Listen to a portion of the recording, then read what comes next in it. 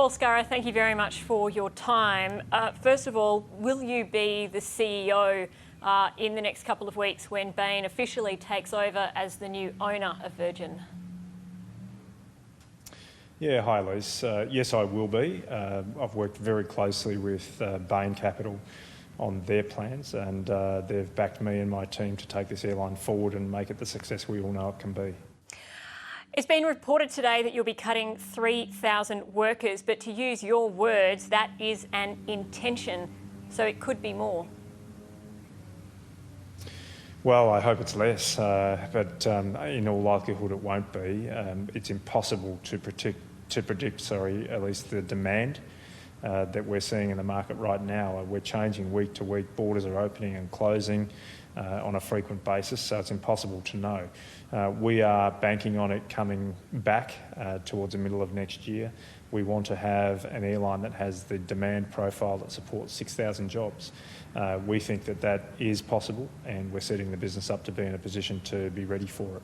But for now, you're at least got 3,000 workers earmarked to lose their jobs.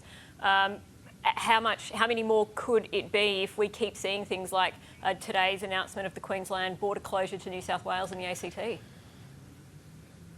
Well, we don't have any intention of making any more than that redundant through this process right now, and it's impossible to predict where the industry is going. Switching to routes, you said that there's quite a few routes that Virgin will not be continuing with. Which ones? Yeah, so we've seen, because of our decision not to proceed with the ATR aircraft, we'll see Tamworth, Port Macquarie, Albury and currently Sydney-Canberra, which is serviced by an ATR, will be affected as well. But our intention on Sydney-Canberra is to fly a minimum number of flights with a 737. So they are the ports that are affected by this decision. A key point to your plan is very competitive pricing for both business and leisure travellers. But isn't that what you've always aimed to do? Why is that different now? Well, it's very different, Elise, and it's different because we now have a very lean cost base, which is something we haven't had the luxury of. And we will have a very strong and robust balance sheet going forward as well. We'll have a good capital injection by our new owners, Bain. We'll carry very little, if any, debt through onto our balance sheet.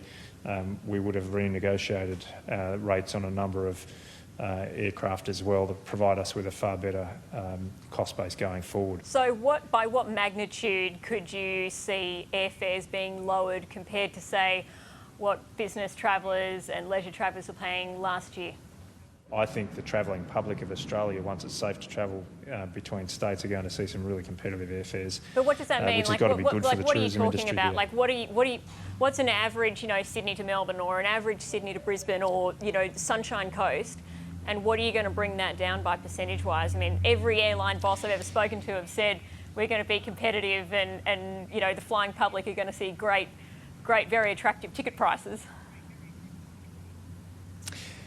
Yeah, thanks, Elise. Nice try. I'm sure you'll understand that I'm not about to launch an airfare sale today and predict the future. It really will be a product of what the forward demand is like and where people want to travel. I can tell you, though, we are seeing in the most recent weeks, when it was okay to travel between states, seeing airfares of $89 and $99, and I think you'll see those sorts of airfares prevail for some time. There's a lot of people sitting out there with a lot of Virgin Velocity points. Will there be any decrease in the value of those points? Say, the average ticket between Sydney and Melbourne used to cost around 15,000 points. Will that change? Well, there's no plans to do that. Of course, things change regularly in that space across the world, but right now, no, there's absolutely no change to that. The value will hold. And those people that had flights booked with you have currently got vouchers which you've extended the expiry date out to 2023. That's a long time away. A lot of people may not be able to or be wanting to fly. Can they just get the cash? That's not the intention at this point in time. We are working through making sure that our loyal travellers get the full value and have the opportunity to travel with that value. Paul Scurrah, thank you so much for your time. Thanks, Elise. Good to talk to you.